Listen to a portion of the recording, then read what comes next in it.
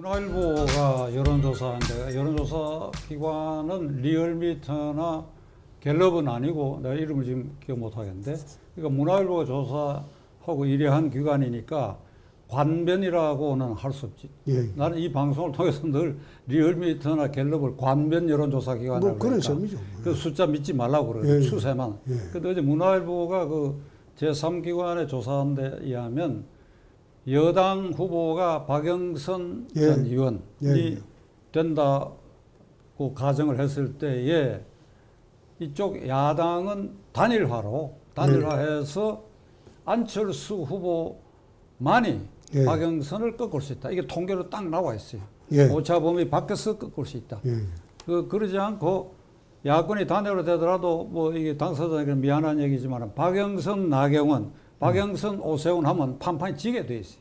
지금 현재는 그래 네. 나와 있죠. 그러니까 오늘 현재는 그래요. 물론 예. 이게 앞으로 60일 남았으니까 예. 변할 수도 있겠지만은 변하려고 그래도 크게 변해야 될 것이고. 그렇습니다. 그런데 이제 김종인 위원장은 말이 한 3번 바뀌었죠. 처음에 그렇죠. 당내에 후보 없다. 그렇습니다. 지나간 사람들이 예. 뭐 하려고 하는데 그건 안 된다 이러다가 예. 우리 당 후보가 반드시 될 수 있다. 야당 예. 후보니까 될 수 예. 있다. 그리고 한 걸음 더 나가 3자 필승론까지 주장을 했거든. 그럼 된다. 이러다가 지금은 선거 등록 일주일 전에 예. 그때 뭐 단일화 할 수 있으면 해야 된다. 이렇게까지 말이 자꾸 바뀌어 왔거든요. 예. 그러니까 이걸 어떻게 바로잡아야 되겠어요? 여태 이제 김종인 위원장께서 이제 바라본 정치판 구도는 벌써 10년 전의 구도죠. 10년 전에. 10년 전에 본인이 정치판에 정치 구도를 짤 때 그 구도를 보고 지금 그대로 적용시키려고 하니까 판을 자꾸 어렵게 만들고 있는데 그냥 저는 그런 생각을 합니다. 이번 선거에 김종인 그 위원장의 역할은 없다. 예? 어떤 말씀을 하시더라도 당원이나 시민들이 안 따라갑니다. 그래서 김종인 위원장의 역할이 이미 경선 룰이 정해지고 바깥에서 안철수와 금태섭이가 단일화해서 한 사람 뽑고 그 다음에 국민의힘에서 한 사람 뽑고 그리고 1대1 경선하기로 사실상 합의가 된 상황입니다. 그러면 김종인 위원장이 이 선거에 개입할 여지는 전혀 없어요. 그렇지 않습니까? 무슨 말씀을 하시더라도 그 룰을 지금 깰 수는 없을 거예요. 그러면 서울시장 선거에 김종인 위원장님의 역할은 저는 없다.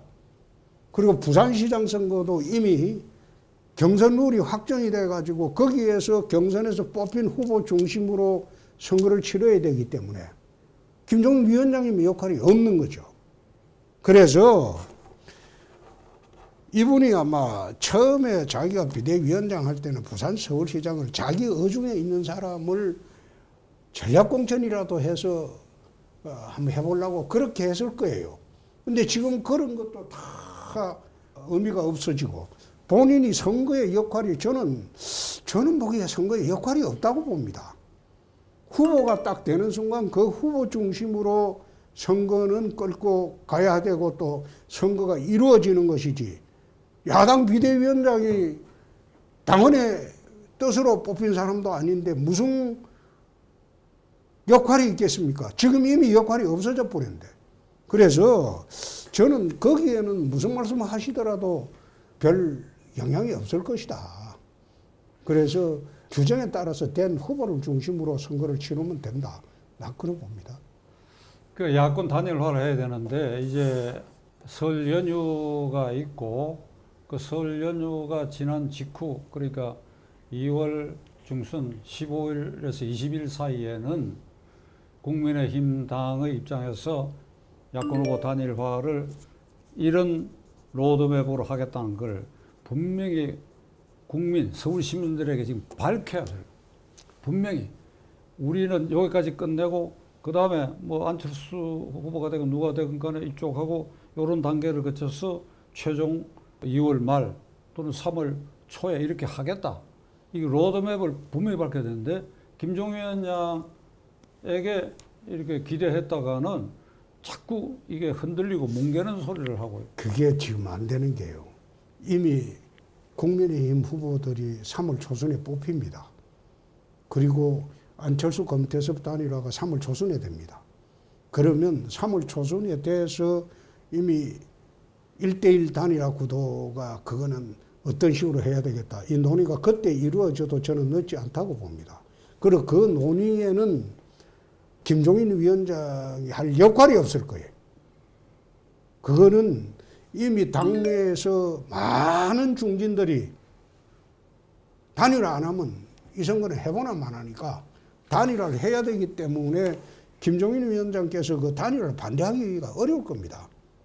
그래서 그 뭐 로드맵이 없더라도 저는 아무래도 3월 10일 전에는 단일화가 이루어질 것으로 나는 봅니다. 예. 그렇게라도 이루어지면 나는 다행이라고 생각해요. 아니, 이루어지면 자기는 역사의 죄인이 되는데요. 단일화를 해도 지금 선거가 빡빡한 판에 삼자필선론 이야기를 한참 하다가 요즘 와서는 그 이야기 안 하지 않습니까? 요즘 와서는 안 하죠. 화두를 예. 4년 전 문재인 정권하고 홍 의원이 대결했던 그 시기로 시간을 돌려가고 제가 한 가지 예, 예. 여쭤보고자 하는데, 문재인 대통령은 그 선거 때 그러고 2017 5월 10일 취임사에서 기회는 균등하고 과정은 공정하며 결과는 정의롭다. 그런데 홍 의원께서는 그 대통령 후보 시절에 기업에게 자유를 그리고 서민에게는 기회를 이런 이제 구호를 내가 그렇다 생각을 해요. 예. 그러니까 우선 문재인 대통령의 구호에 4년 지난 지금 성취도를 어떻게 봐야 하며 본인이 생각했던 구호는 앞으로 어떻게 이렇게 심화시킬 것인지. 우선 기회가 평등하지 못했죠. 그리고 과정이 공정하지도 못했죠. 그 뭐 비은한 예로 조국 가족 범죄단 사건만 보더라도 그거는 공정이란 말하고는 거리가 멀죠. 또 결과가 정의롭다고 했는데 결과도 정의롭지 못했죠. 그러니까 기회가 평등, 뭐 과정이 공정, 결과 정의라는 거는 그 문 대통령 혼자 하는 말씀이었고, 사실상 지난 4년 동안 대한민국에 이루어진 모든 것은 기회는 불평등했고 과정은 불공정했고 결과는 부정의했죠. 그러니까 나라가 이렇게 혼란스럽고 어려워졌죠. 뭐 최근에 선배님도 말씀하셨듯이 이게 나라냐 이 말이 왜 나옵니까? 대통령이 연두기자회견에 한미 군사훈련 하는 걸 북한에 김정은한테 물어보고 하겠다 이 소리를 냈어요. 그거 군사훈련 목적이 김정은의 남침을 막기 위해서 하는 건데, 그런데 김정은한테 물어보고 군사훈련 하겠다? 나는 그 기자회견 보고 이게 정상적인 분의 생각이냐, 그런 생각이 들 정도로 어이가 없었다. 그런데 세상이 그래 돼버렸어요. 돼버렸는데 지금 그 한국 사회가 양극화가 심화되면 심화될수록 참 어려워집니다. 가진 자들을 정오하고 가진 자 것을 뺏으려고 하고 그런 식으로 해가지고는 대한민국을 공정한 나라로 만들기 어렵습니다. 가진 자한테는 돈 많이 벌기에 주고 대신 세금은 꼬박꼬박 내도록 하고, 가지지 못한 사람들은 이 사람이 가진 자가 될 수 있도록 국가가 지원해주고 도와주고 기회를 주고 그런 나라가 돼야 되는데, 지금은 가진 자를 정오하는 나라가 되고 없는 자한테는 너는 이 배급이나 재난지원금 같은 경우에 너 배급이나 이거 주는 거 먹고 살아라 이런 식으로 나라가 돼버려 가니까 나라가 점점 힘들어지고 그 다음에 국민들이 마음이 공허해지죠. 지난 주일에 문재인 정권이 이제 25번째 주택 정책이라고 내놓았는데, 그거를 이제 공기업, 그러니까 정부 주도로 뭐 수십만 채를 공급하겠다. 그리고 그 효과도 5년, 7년 뒤에나 나타날 수 있는 그런, 그래서 25번째 정책도 이미 실패한 것으로 드러나기 시작했는데, 이 문재인 정권의 최대 시책 중에 하나가 주택 정책 같다. 모든 국민을 피해자로 만들어 놔버렸어요. 이 순간에 집을 갖지 못한 사람에게는 영구히 집을 가질 수 있는 희망을 다 없애버렸고, 집을 한 채 가진 사람은 세금 폭탄에, 공시지가 올라가 세금 폭탄에, 그 다음에 다주택 가진 사람은 투기꾼으로 몰려갖고 이렇게 팔지도 어떻게 계속 갖고 있지도 못하게 되는 이런 상황을 만들어 놔 버렸고, 기본소득 내지는 재난지원금으로 이번 보궐선거 전에도 돈을 뿌려가지고 4.15 총선거 직전과 같은 매표, 실질적 정치적 매표 행위를 감행하려고 하는데, 이 대해서 어떻게 생각하세요? 저는 부동산 정책에 지난번에 먼저 총리하고 이제 며칠 전에 대정부 질의하면서 이명박 박근혜 때는 부동산이 안정이 돼 있었다. 그런데 노무현 문재인 때 부동산이 폭등했다. 왜 그런 차이가 있다고 보느냐. 총리한테 그런 질문을 했어요. 했는데 총리가 이제 그걸 전 정권 탓으로 돌리는 바람에 참 어이가 없는 말도 하기도 했습니다. 그러면 경복궁 무너지면 대원군 탓이냐, 그 소리도 했는데, 노무현 정권이나 문 정권의 부동산 정책이 실패하는 가장 큰 원인은 부동산 정책에 이념이 들어가 있기 때문입니다. 좌파 이념이. 말하자면 가능한 한 규제를 풀고, 그리고 자유시장론으로 들어가서 주택을 풀어주는 게 아니고 국가가 틀어지고 주택도 국가 배급제로 하려고 시도를 하려고 하다 보니까 시장이 튀어오르는 거예요. 반응을 거꾸로 일으키는 거예요. 지금도 아마 25번째 부동산 공급정책 발표하자마자 부동산이 지금 폭등을 또 했어요. 또 했는데, 나는 이 사람들이 그걸 알고 그러는지 모르고 그러는지 그 이해가 안 되는 게, 주택이라는 게 그 과거에 이제 우리 그 보수파 정권에서 집권을 할 때는 처음에 결혼을 해서 전셋집 살다가 그 다음에는 13평짜리 아파트 하나 사가지고 가고 13평에서 24평짜리로 또 가고, 이 재산을 살면서 불려가는 재미가 있었어요. 근데 지금 아예 그걸 봉쇄를 해버렸잖아요. 아예 안 되게 해버렸잖아요. 그러니까 국민들이 희망이 없는 거죠. 내 집을 갖겠다는 희망이 없어져 버린 거죠. 지금 어지간한 주택도 지금 살라고 내더만 10억이 다 넘어버리니까, 지방 가도. 그러니까 신혼부부가 그 주택에 들어갈 길이 있어야죠. 그래서 이런 문제도 좌파 정권이 끝나지 않고는 정상화되기 어렵다. 저는 그래 봅니다. 이 문재인 정권을 이제 끝내고 내년 3월에 대통령 선거에서 야권 세력이 이 정권을 탈환해 와야 되겠는데, 이번 서울시장 보궐선거를 전망해도 굉장히 우울한 전망을 할 수밖에 없고, 또 그 중심인 제1야당의 국민의힘당, 이제 김종인 비상대책위원장은 보궐선거 끝나고 이제 물러나게 됐겠지만은, 지금 이 현 시점에서는 전혀 국민에게 신뢰를 주지 못하고 있거든요. 그러니까 누구 말마다 입을 다물고 있는 게 나을 것 같아요. 어저께 이런 말을 했습니다. 문재인 대통령은 언론 통제를 하지 마라. 그러고 취임사에서 말했던 거, 그 약속했던 것, 그게 전부 가짜 뉴스 아니냐, 그런 얘기를 했는데, 가짜 뉴스지요. 그런데 그렇죠. 가끔 가다가 김종인 위원장이 아주 최근에 한 말은 바른 말을 했는데, 이게 전혀 울림이 없고 감동이 없어요. 그러니까 이게 말이란 것도 누가 하느냐에 따라서 그 말값이 따라오기 마련인데, 이제 김종인 위원장은 무슨 말을 해도 그 말값을 받을 수가 없는 열외시켜야 되는데, 과연 이게 가능할런지. 근데 여태 이제 야당을 변화시키기 위해서 김종인 위원장께서 노력을 했습니다만은, 결국은 야당의 정체성은 상실하고 이중대 정당으로 끌고 왔다 이겁니다. 여태. 그러니까 지금 어떻게 선명야당으로 갑자기 돌아서 본들 국민들한테 소위 메시지 충돌이 오는 거예요. 저분이 지난번에는 안 저랬는데 왜 갑자기 정반대로 돌아서냐. 메시지 충돌이 오고 또 민주당의 김태년 원내대표나 이낙연 당대표들도 아유 저분이 왜 갑자기 왜 저러냐 이런 말 하잖아요. 예?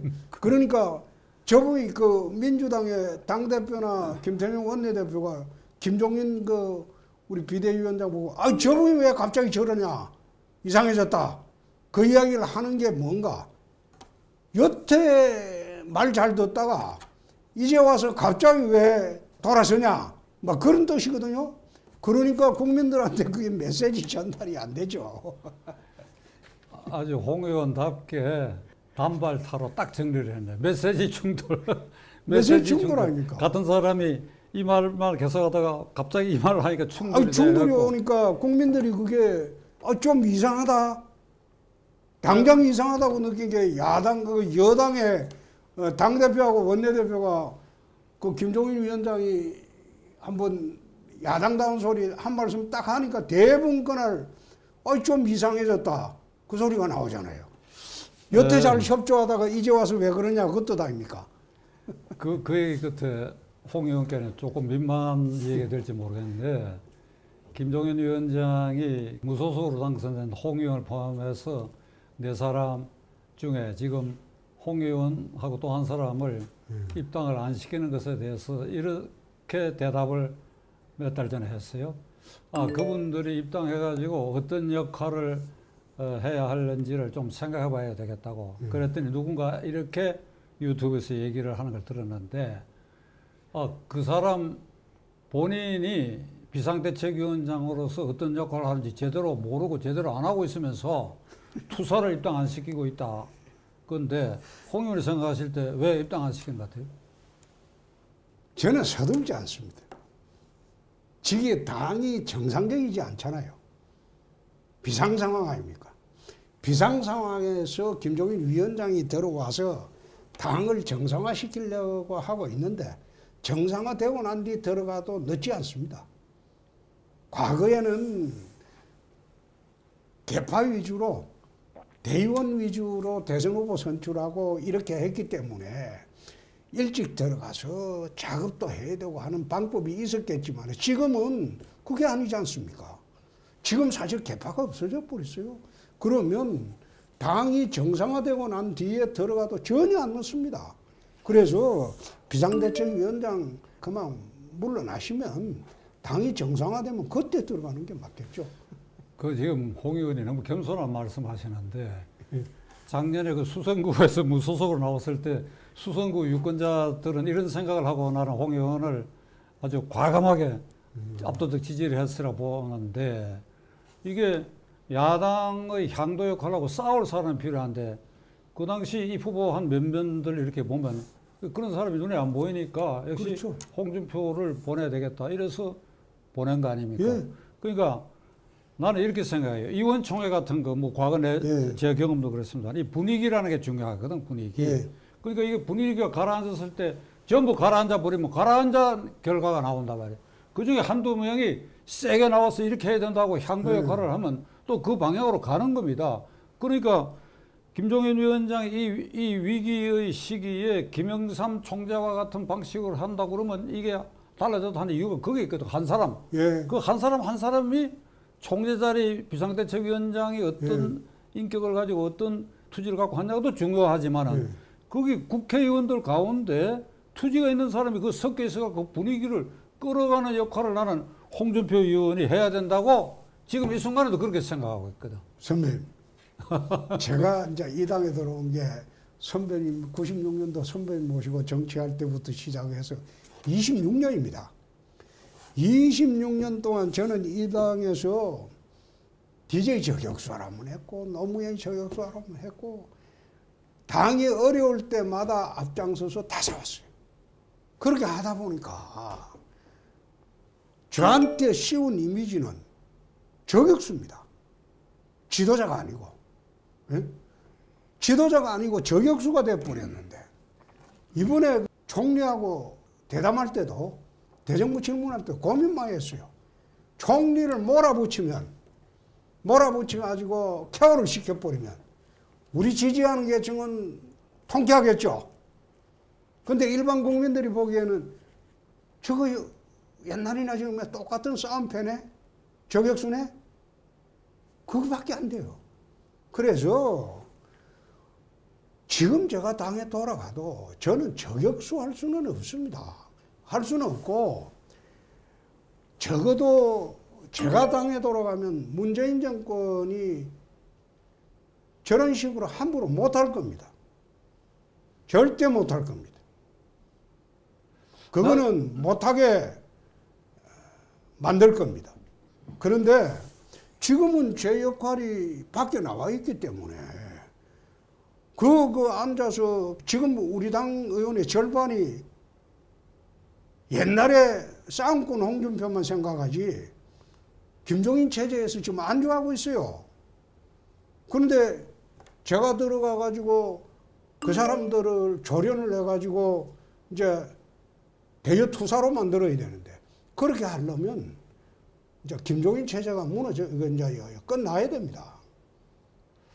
김종인 위원장이 자기 기득권, 그 알량한 기득권 유지하기 위해서 나는 홍 의원 입당을 거부했다고 봅니다. 그러고 저격수 얘기를 했는데 홍 의원께서 95년에 송파구에 입후보했을 때 그 수도권 전체와 전국적으로 신한국당 바람을 일으키는 중요한 인자 역할을 했어요.